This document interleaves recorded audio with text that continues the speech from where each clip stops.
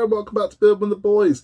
It is time for, I'm sad to say, our last weekly catch-up from this, the original home of Build with the Boys, because we are moving house next week, moving on Monday. This is the last one from this room, this is the last catch-up from it, and I'm not going to lie to you, I'm getting emotional about it, I genuinely am. I haven't packed anything yet, because, you know, that's what men do. I'm going to tear it all down starting tomorrow. And I am emotional about it. I genuinely am, because we spent some great times in here. We really did. But bizarrely, for the length of time we've lived in this house, we lived in this house for 13 years. It's only been our build and hobby room for about 3.5 years tops. So when we first moved in, it was a computer room. That's how long this was. We had a computer room. Then when the kids started getting older and we started just amassing a world of crap, and parents will know what I'm talking about, it just became the box room. So that's all this was. It was just the box room. It was the oubliette. It was where you put things to forget about it. And then shortly before lockdown began, we gutted the room and we turned it into a build room where we could make models. And then Boris told everyone to stay at home, and it became my office, and it became our hobby room.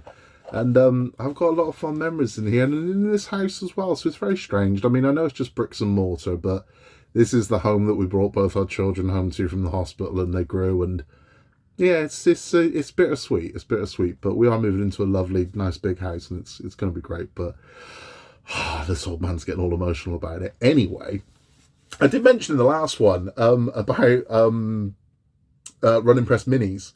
And my kind of affection for them. And I mentioned there was one I've been after for ages and couldn't find, and it was called the UFO cow abduction. Well, Ken, who is a viewer of the channel, I don't know how Ken does it, but Ken, I don't know if it's a psychic link or what, but whenever I am feeling at my lowest, which I have been, a Ken thing arrives always, be it an email, be it some little curio through the post. But Ken, bless him, found and sent me the UFO cow abduction, and he shouldn't have really. It's naughty. I don't ask for things to be sent to me, but it makes me way too happy. It makes me happier than it should. But I'm going to show you the UFO cow abduction. Now, this is either going to go over your head and think, what is this guy on? Or you're going to adore this thing. I adore it. I think this is fantastic. But I'm going to crack it open. We'll take a look at the UFO cow abduction because it's funny. Right, so this is what we get in the box. Now, I'm already laughing. You get this tuft of grass here, this little bit of field, and of course you get a cow, because you're going to need a cow. Now, we all know that for some reason, that whenever aliens visit Earth, they go after the cows. Don't know why, but here's our UFO, and if we open him up and press our alien's head, you can see he's off. You can see his beam, and it's landed on the cow. It's not looking good for our cow.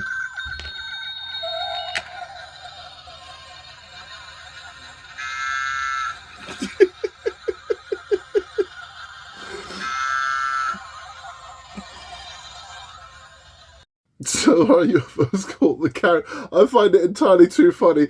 It just cracks me up. Now, this does come with, you don't have to do that with it. This does come with this tube as well. So what you can do, if I could show you, you can put this on there like so, and then the cow goes in there, and then the UFO will sit on it so you can have it on your desk. It doesn't, you don't have to use that feature.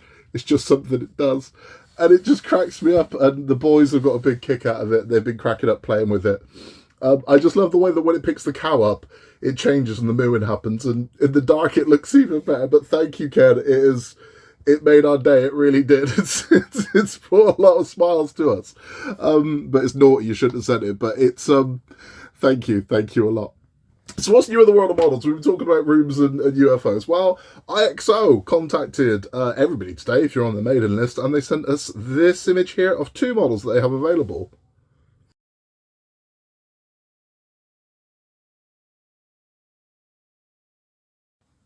So that's the R8 Gordini and the Dacia 1300 from the 1960s. They're very nice models. They're really nice. They're not ones I'd build. They're not for me. But you can get those from IXO, and it's not a subscription model. It's a one and done. So you buy that, you get the entire pack, and it builds a big car. It's a 1/8 scale car. Nice big Big model. They are expensive, but they're actually cheaper than part works. So it's cheaper to buy one from them as a full kit, but it's one outlay, so it's all in one go. So you got to pay the full amount for those. So those are going to cost you around about 900 quid. But they are beautiful. They're really nice, but they're not for me. They're not my era. They're not my style. They're not my type. But I know they'll be nice models. I know they'll be really good. News on Titanic. So we know what's coming up in the next 5. I want to say the next 5. Yeah. So I know that in next month's pack, we are still working on the superstructure. That's what we're going to be doing. So building the first class lounge. They've confirmed what's in 50, 57, 58, 59, 60, 61, and 62. I think we're lost in the next 7. So we're superstructure. So those of you that were kind of chomping at the bit for hull, like me, you're not getting it.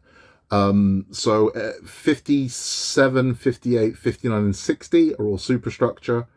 61 is more superstructure, but 62, I'm happy to tell you, we are back with hull, and we are installing a section of the keel, so more for the base of our ship. So that'll be exciting. So not next month, the month after, we are back to hull building, which I think a lot of people have waited a long time for, and we should be finished with that large part of superstructure we're building then as well. So we're adding more lifeboats and davits and things like that to the deck, which I know a lot of you are kind of like, you want to move on. Well, we're going to be moving on, so that's going to be done very soon. So that's something to look forward to.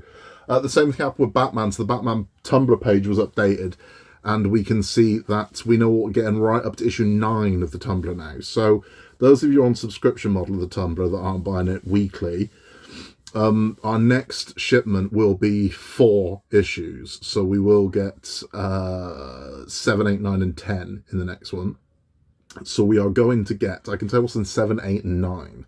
So in 7, we already knew we were getting more suspension and a bit of steering column.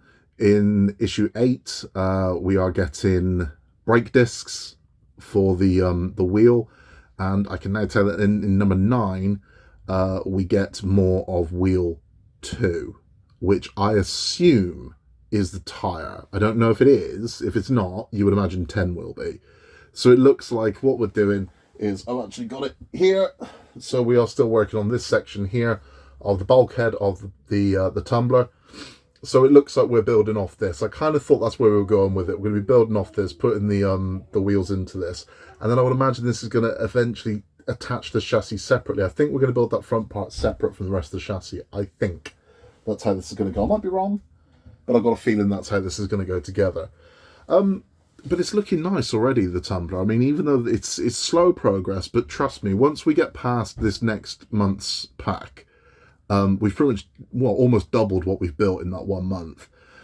Then when it gets to packs of 6, this thing is going to fly. Honestly, it's gonna build up real quick. It is, and it'll be nice having big packs of 6 to do. I'm looking forward to that. That's gonna be a lot of fun. It really is. Doll's House is coming next week. So Disney Doll's House is due next week, and again with that one, we are finishing off floor 1. So we're adding the lighting for the Alice room. We're adding the lighting for Mickey's room. And we then begin the walls for the second floor. And trust me when I say this, I swear to you, by June, which isn't that far away, I mean, we're looking at April, May, June, the entire second floor is built. And that sounds mad because it's took this long to build floor 1. But floor 2 flies up. I mean, absolutely flies up. So that's gonna be amazing to see. I'm really looking forward to that. R2-D2, it's time to get your batteries. If you've been building R2-D2 since Fan Home launched it, you are at battery point at this stage.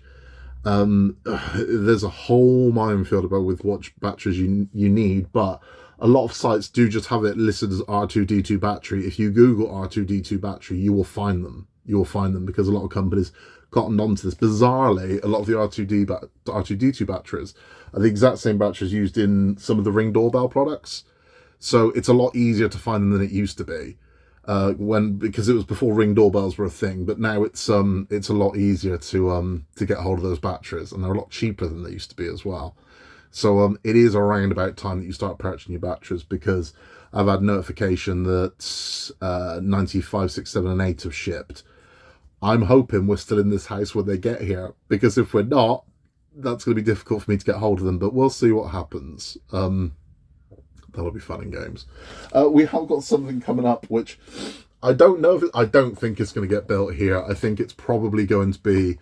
It will be. It'll be our first Roker build in the new property, and it'll be in time for Easter. And I thought, with Easter coming, what more fitting than the Roker Chocolate Factory? I can't wait to build this thing, man. I've wanted to build this for ages.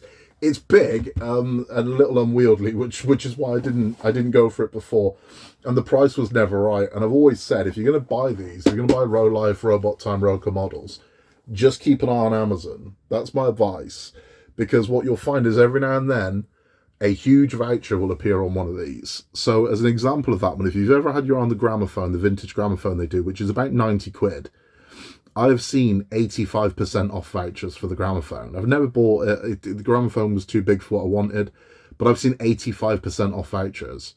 You can get that gramophone for around about 27 quid when it's normally 90 quid. And I did the exact same thing with the Chocolate Factory. The Chocolate Factory has always been around about £50, and I waited and waited and waited. And I want to say it was 60% off voucher came up. So I got that for about 22 quid, and I'm very happy with that price. I've never built, bizarrely, of all the robots on roll-off models I've got, I've never built a marble run, and that's essentially what that is. So the way the Chocolate Factory works is very different. It lights up, and you turn the handle and crank it. But it looks like it's making chocolate eggs, like candies that drop down. It isn't, they just feed back up, but it looks like it's a perpetual machine that's just constantly making candies. It's a very cute thing, and I'm really looking forward to building it. I can't wait for that one. Here's some pictures of the finished product.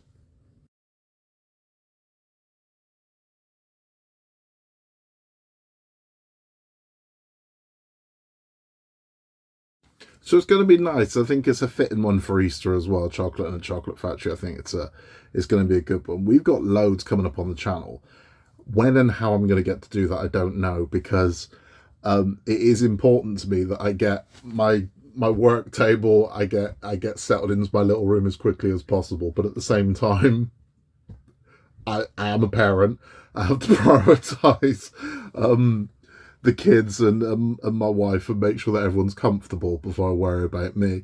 So the next catch up will just become from, if I've got to sit in a plain white room on a chair in the middle of the room and do this, I will.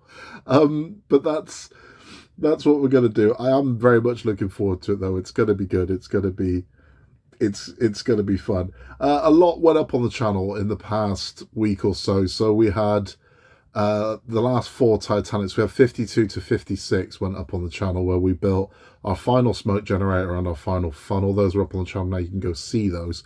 They've got some nice stories as well. I say nice, quite moving stories of the Titanic at the end of them, and I got choked up on one of them particularly. I think I'm just an emotional wreck at the moment. We also did issues 5 and 6 of the Tumbler, which I've just shown you. So we got the bulkhead, and we've attached some bits and pieces to it. I've actually had to buy another issue 6, because when we were building Toby the robot, who you've seen on here, Jack actually knocked the bulkhead off of the desk, and we've snapped a part. That never happens. We don't ever break parts, but we've managed to break a part. So I've actually had to buy another issue 6 to repair that. It is what it is. There is no news on Fan Home. None. So there's no confirmed start date for Infinity Gauntlet. There is still no confirmed ship date for any of the Eagle Moss Legacy models. So I can't tell you. I don't know when that's going to happen. It is going to happen. I just don't know when. Everybody was saying April. I hope that's true. But I don't know, because IXO and Enterprise are still on Notify Me's. They're not on pre-order. They're on Notify Me's. So I think if anything's going to ship in April, it'll be the DeLorean and the Eleanor. But we'll just see where we are with it. I mean, it's going to happen. It's going to happen. We've waited this long. We can wait a little longer, can't we? But it would be nice for some information, because we've all essentially come out of an abusive relationship with Eagle Moss, where we were given the cold shoulder and no one told us what was going on. So it'd be nice if Fan Home acknowledged that and thought, you know what, all these people got jerked around by a company. that just went silent on them for a year. The least we can do is keep them up to date with what's happening. You'd think that's what FanHome would do, but they haven't. I've got no news from Agora either. So on the Agora side of things, I don't know what's happening with Optimus Prime. Optimus Prime was supposed to launch in January, and here we are very near the end of March. No Optimus Primes yet. I'm hoping that he's going to launch soon. I assume he is. I assume people are going to start getting him in April. Again, no word on when the FanHome Optimus is coming. They've said June, but they said January for the Eagle Moss models, and that didn't happen. So I'd take it with a pinch of salt. No word on Bond. There was a little bit of a rumbling about it, but nothing else. So it'd be nice to start seeing some of these things actually get dates at this point. The one that is remarkable is the alien, the Xenomorph from Hachette. Not only launched, but people have received theirs. So people have received their pack 1s of the alien. So if you subscribe to that, you're getting that pretty quick. They're not messing around with that one. That one went straight out. Now, the one thing I will say, which is bizarre, because I got a lot of questions about it. I'm not building it, but I got sent a lot of questions about it. And I also saw a lot of questions on social media. And the one that really threw me was the amount of people asking how many issues are in this. What will be the final cost of it? They bought it. They had issue 1. I'm like, well, did you not check? I mean, my advice would be, if you're going to, and I've had this a lot with models, how many issues it's going to be? How long am I building this for? How much is this going to cost me? I'm like, why did you buy it? All of that information is readily available to you. So when you sign up to these things, my advice would be, seriously, before you go clicking that button, read everything, because all that information's on the site. It will tell you, in the FAQs, it will tell you how many issues there are. It will tell you what the monthly cost is. It will never give you a full price, and there's a reason for that. The reason why it won't give you a full price is because, as we have experienced with Titanic, when we started buying Titanic, it was $9.99 an issue. Because of inflation and whatnot, Titanic is now $10.99 an issue. So had they have told us a price back when we signed up, theoretically we could hold them to that price. So they don't give you this is how much it costs. It doesn't happen. But you can work out for yourself, right? So you can go, okay, well, it's 140 issues times this. That's how much this costs me. But you should always check, the thing you should always check if you're doing this, how much is this going to cost you and can you afford it? Because it's not worth getting yourself in debt over it. And when it comes to selling something where it's like, oh, I've done 20 issues, I'd like to sell this. You can kind of get away with that with a Hachette one, but you can't get away with that with an Agora model, and you can't get away with it with a FanHome model, because I wouldn't build a half-built Iron Man because FanHome won't let you start a build halfway through. So if you're tempted, if you see someone selling an Iron Man that's like 60% built, don't buy it, because unless you can find someone willing to sell you the last 40% that isn't FanHome, you won't get those parts. Unless you try and import them from France on a 1x1, but be careful, be very careful. And again, your models are not going to get, they're not going to get anywhere near what you paid for them. So when you start selling off half-built models, you're going to take a bath. That's the way it is.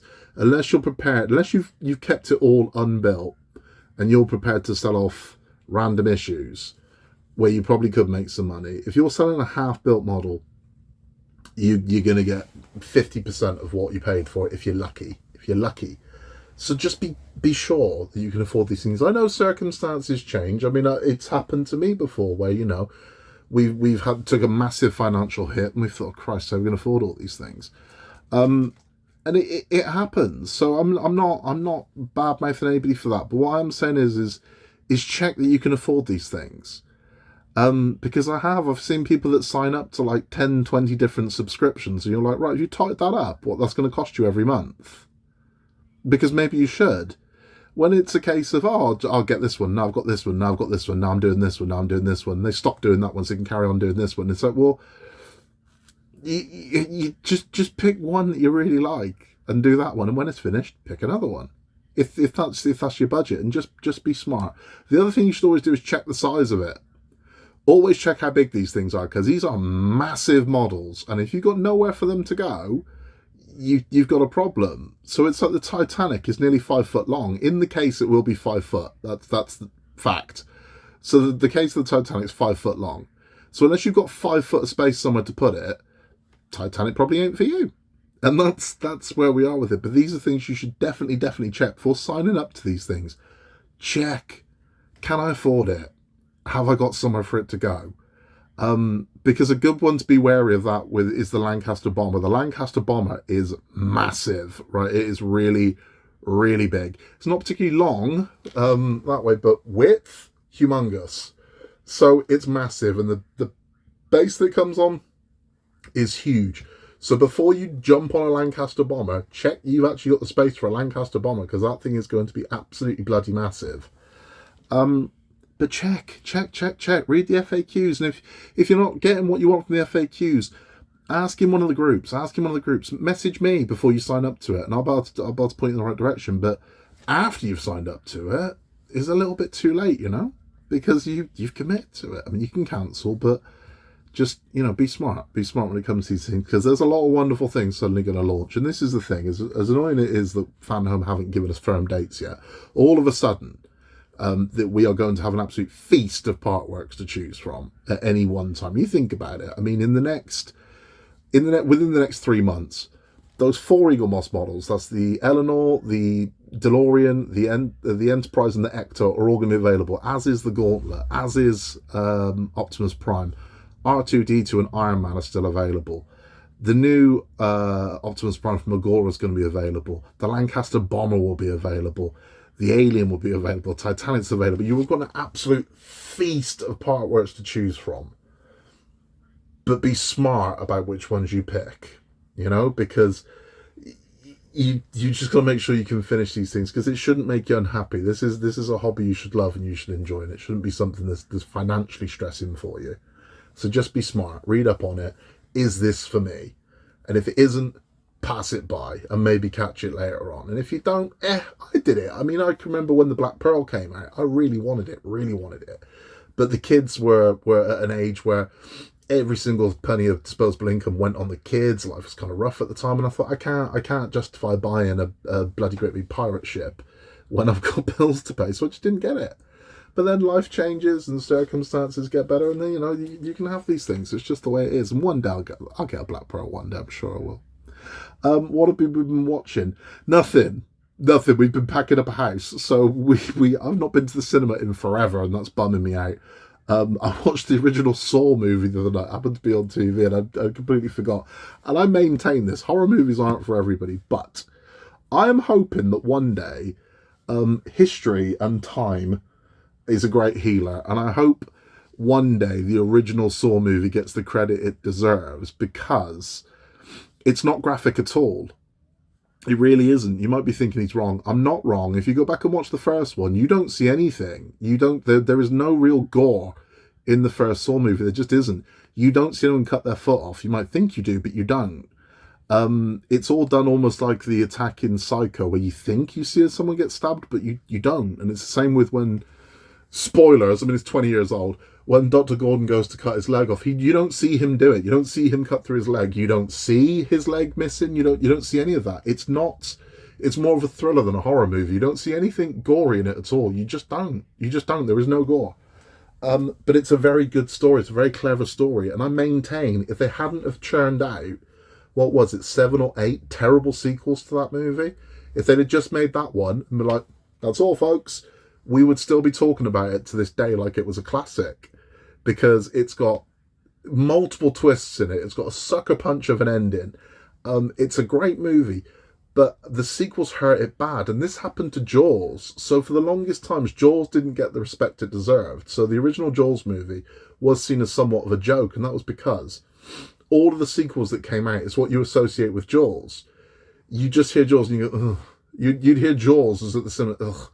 Jaws 2 is bad, right? I'll get people telling me, oh, it's not that bad. It ain't that good, is it? Compare it to Jaws, it's not that good. If Jaws didn't exist, Jaws 2 would be great, but it does. Therefore, Jaws 2 is pretty bloody average. Jaws 3 is terrible, absolutely terrible. And Jaws 4 is arguably one of the worst films ever made. It is absolutely ludicrous. It's a terrible film. So that's, for the longest time, even through the 90s, you'd hear Jaws and you go, ugh, and you just think of terrible movies. So it took a long time for it to shake that kind of off, and we forget about those and we just remember Jaws. Rocky was the same. We remember terrible Rocky sequels. We don't remember Rocky. Rocky won the Academy Award for Best Picture. Rocky's a hell of a film. The sequels, not so much. Now, I know people are, I love Rocky 4. I'm sure you do, but, watch it objectively. How good is it? It's not that good. So, yeah, Saw. We watched it. We really enjoyed it because I'd kind of, in my head, it was just a gore fest because all the other ones were, and it isn't. You don't. It really isn't gory. Honestly, you watch it and you'll see what I mean. There's barely any blood in it or anything like that. It's a very clever mystery movie. That's what it is. And then the rest of them are just schlock. But it is what it is. It is what it is. Now I like a horror movie, so I'm certainly not going to badmouth them. But yeah, it's not a horror movie. It's a mystery movie. Check it out. It's, if you've not seen Saw in a long time, go and have a look at it, and you'll see what I'm saying. You'll see what I'm saying is true. We will not let the move slow us up. And it's not because I'm feeling the pressure to upload. It's not that at all. I do this because I enjoy this, and I do this because it helps me unwind a lot. I work an incredibly stressful job, and doing this and talking to all of you helps me unwind massively. So during the move, which they say is the stressful thing you'll ever do in your life, I'm going to jump on every opportunity I get to do some model building and just chill out and let the day go. I'm going to grab, the room won't look like this. It's going to just be a white room. It's going to look like when Neo has the Matrix explained to him. It'll be me building models in just a white room. But I'm not going to let it slow me up. So it's something I like doing. It just helps me relax. And so it's not going to slow us down that much. I reckon Doll's House will be here this week and it'll still be from this room. But as of Monday, we're out of here. So it's all changed. That's all for this one. We are doing Ask Me Anything. That's happening tomorrow. So you've still got a day to get a question in. I've got loads of questions, so we're going to get through as many as we can get through. I've not read any of them. Well, I've read one of them. Which is weird. But it's going to be interesting. We're just going to pick them out of a bowl, and I'll get through as many as we can get through, and I will answer all your questions and the ones that people keep asking me. The one I get asked more than anything, and I know there's questions in there, is what is that ship behind you, which you can't see because I've hidden it away at the moment. What is that ship behind you? I'll tell you what that ship behind me is.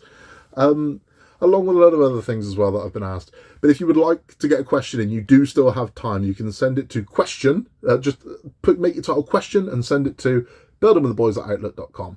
That is all from me. In a world where you can be anything at all, just be nice. Wish me luck with our house move, and I will catch you in a very white room next week for our next catch-up. I'll see you then.